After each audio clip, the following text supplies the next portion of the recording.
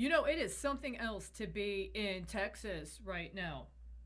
I had said, as soon as I found out that there had been a declaration by the alleged governor, Greg Abbott, that there was going to be a special session of the legislature, that this was not only unconstitutional,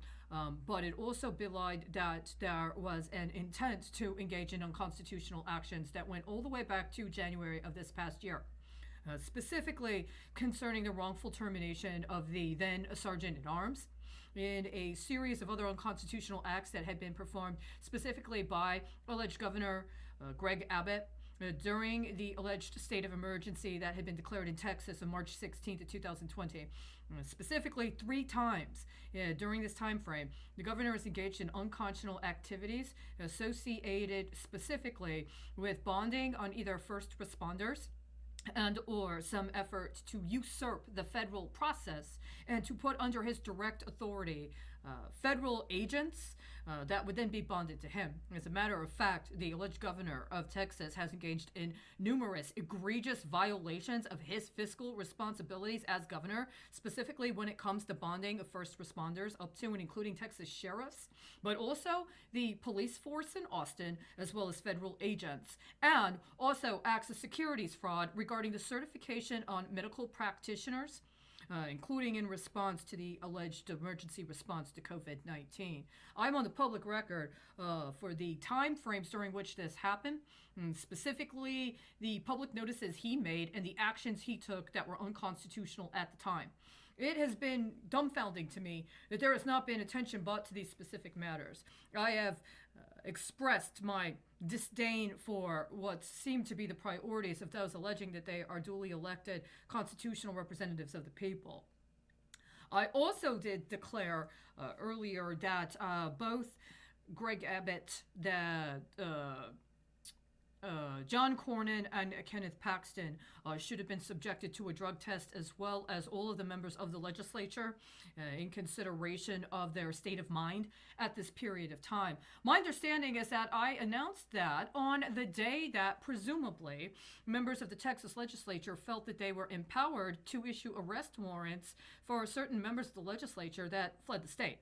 I'm on the record as having submitted a petition to the federal district court here in the Northern District of Texas requesting articles of impeachment against the Texas Senate, specifically for its failure and its refusal to do its job when it came to impeaching the governor and impeaching the attorney general. But specifically the governor, when it came to unconstitutional legislation that was allowed to proceed through the Texas legislature, be signed into law by the alleged governor of Texas, who himself is a former attorney general of Texas, and then was allowed to be put before the voters, ostensibly to amend the constitution of the state in manners that are flagrantly illegal, unconstitutional, and jeopardize the safety and welfare of the people of Texas. Not only that, in addition to the kinds of constitutional violations that have occurred, or egregious violations of the Constitution regarding privileging of sex and subjecting people to persecutorial religious tests, which are specifically precluded in the Bill of Rights, as well as violations of the Bill of Rights specific to the primacy of the Bill of Rights. Texas is a sovereign state. Its sovereignty is inviolable insofar as it adheres to the Bill of Rights. But when Texas refuse, or those alleging that they represent the people of Texas, refuse to actually apply the Constitution and attempt to undermine the Constitution by usurping the Bill of Rights and trying to simulate some other kind of process by allegedly amending a Constitution in an unconstitutional manners, then they abdicate their own authority. And for those reasons, alleged Governor Greg Abbott has no actual constitutional authority. Unfortunately, the remedy for the process by which to hold the Texas State Senate accountable is not explicitly outlined in the Texas Constitution, Article 15, regarding impeachment. It's my understanding that at this time, there are members of the legislature that took it upon themselves to try to issue arrest warrants for members of the Democratic Party in the Texas legislature that have left the state of Texas. Now, those that know a little bit about the history of Texas understand the implications. And they might also know that around this time in 2019, similar action was taken by a state legislature in another state within the United States, almost at this specific time frame. Wherein it was almost an inversion, where it was a democratic majority within the legislature, which was attempting to threaten arrest of members of the legislature that had fled the state at that time as a protest to what they considered to be unconstitutional. But at this point in time, my understanding is that there are several items on the alleged agenda for this special section that are completely unconscionable and absolutely 100% unconstitutional. Not only that, but I had not looked at the agenda for a very specific reason. And I also had not attempted to directly appeal to any members of the alleged legislature or the governor or the attorney general outside of what else I was engaged in, because I understood that there was also matters ongoing on the federal level, including in matters that have international implications. And one of the things that has been incredibly disturbing is we are right now in a time frame of a very significant act of illegal coinage that is being committed that is not exclusive to the United States, but does substantiate allegations that there has been an intentional effort to undermine the federal government that has been both aided and abetted, as well as facilitated by saboteurs and seditionists within the state of Texas. This goes all the way back to 2005 in a very explicit manner that is coming due now after a 15-year period has been allowed to be commenced in accordance with that timeline, but also goes all the way back to changes to the Texas Insurance Code that went into effect on September 1st of 2001. I contend that numerous laws that went into effect in September of 2019, specifically on September 1st of 2019, were completely unconstitutional, specifically changes to the pension system as well as the teachers' retirement system. And there were those within the state of Texas that already had forewarning and already knew that it was a dangerous proposition to engage in the kind of last-minute speculation that went on during that legislative session. It has come to bear in a most unfortunate manner. Not only that, but the evidence that has come forward, including in connection with the actions that have occurred during this alleged special section, also lend credence to the fact that in September of 2017, during an alleged state of emergency that was declared in response to Hurricane Harvey, there were also even considerable egregious violations of the Constitution that were put into effect specific to Texas licensing law. Now, one of the manners in which this unconstitutional activity has been allowed to progress has been through a refusal to address directly and literally outstanding violations of law concerning the Texas license program, specifically for licensed drivers, including and especially minor drivers, but also business licenses. And considering the fact that the 2005 concern involves a usurpation of appropriate and safe legislation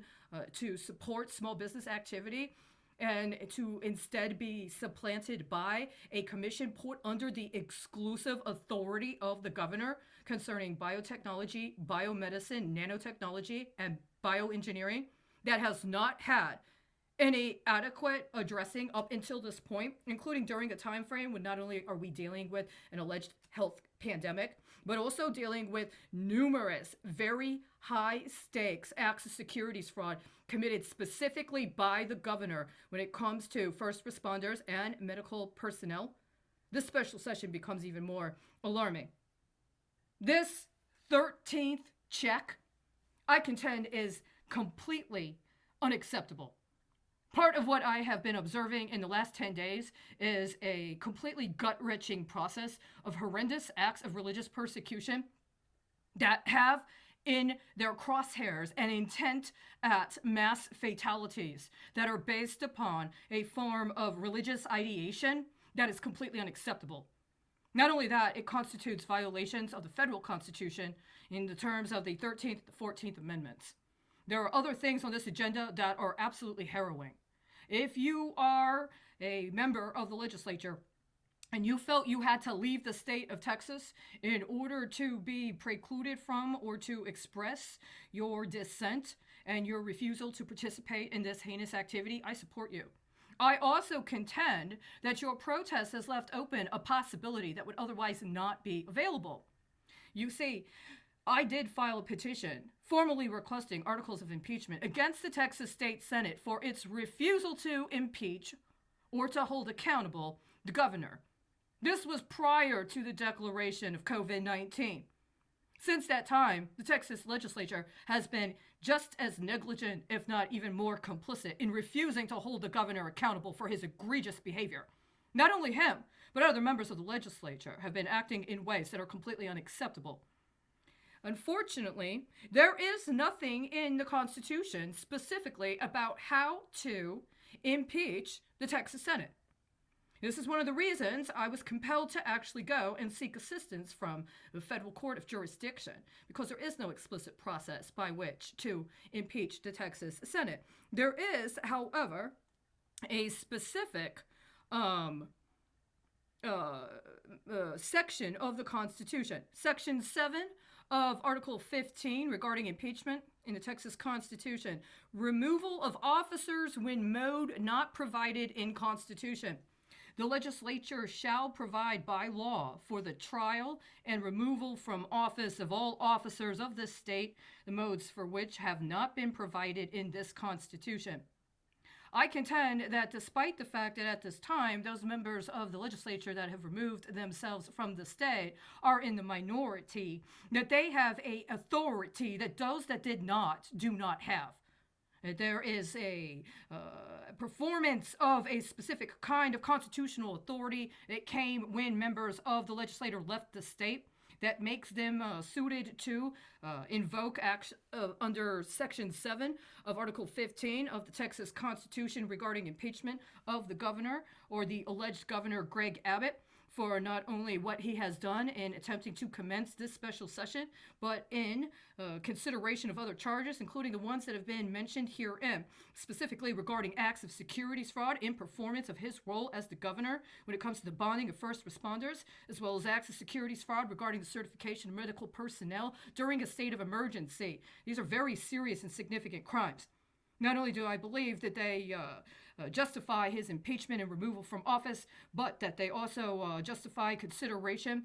in conditions of concerning immunity and qualifications of immunity and preparation for prosecution, including for potential criminal charges. It is 11 o'clock p.m. exactly on July 14th, 2021. My name is Charity Colleen Crouse. I am currently located in Dallas, Texas.